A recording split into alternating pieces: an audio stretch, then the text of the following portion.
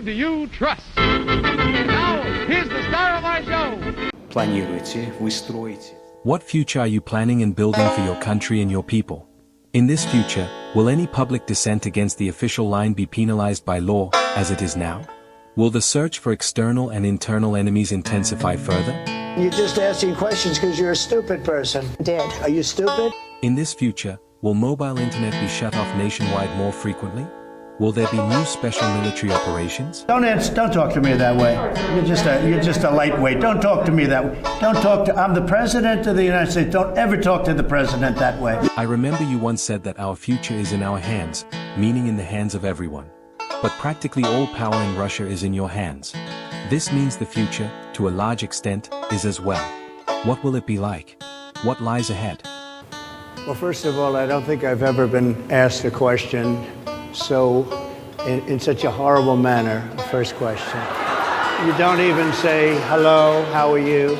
Are you with ABC? Because I think they're a fake news network, a terrible network. Who is the only president of the United States to be tried on impeachment charges? Wages are rising much faster than inflation. Remember that. The wages, just look at it. Wages are going up much faster than inflation. We have the most powerful military anywhere in the world, and it's not even close. 1 year ago, our country was dead. We were absolutely dead. Our country was ready to fail, totally fail. Now, we're the hottest country anywhere in the world. Welcome again to Who Do You Trust? And now back to... Смотрите. So, look, what will Russia's future be like?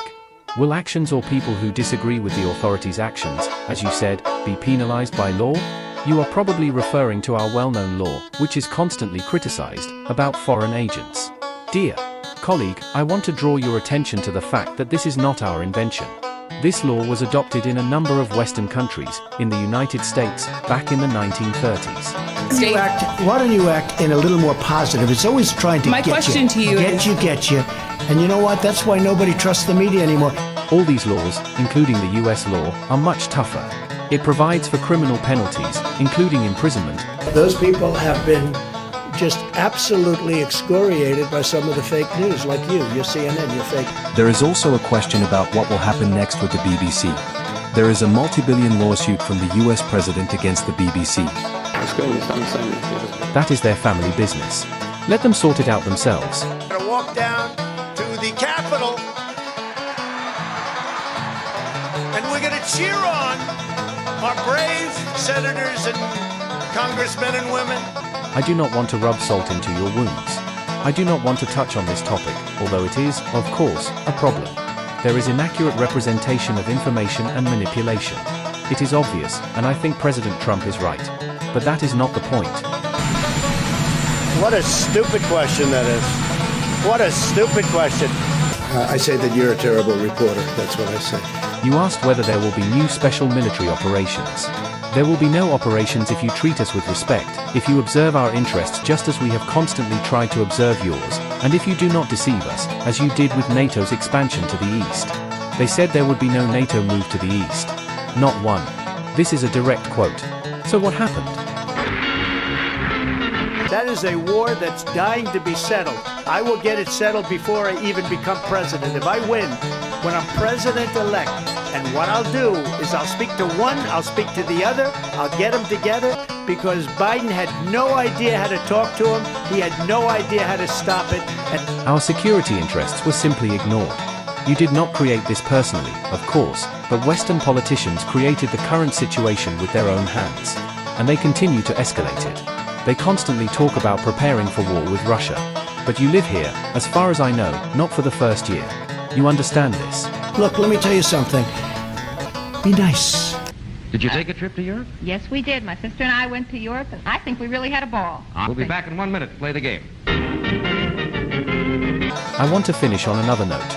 We are ready to work with you, with the United Kingdom, with Europe as a whole, and with the United States, but on equal terms, with respectful relations toward one another. I've restored American strength, settled 8 wars in 10 months, destroyed the Iran nuclear threat, and ended the war in Gaza, bringing for the first time in 3,000 years peace to the Middle East and secured the release of the hostages, both living and dead. I recall a conversation I attended in which the former Chancellor of the Federal Republic of Germany, Mr. Kohl, said back in 1993 that Europe's future, if it wants to remain an independent center of civilization, must be with Russia. We naturally complement each other. We would work together and develop together. If this does not happen, Europe will gradually disappear. If we combined our efforts with European countries, Russia and Europe together, our combined GDP by purchasing power parity would be greater than that of the United States. Be nice.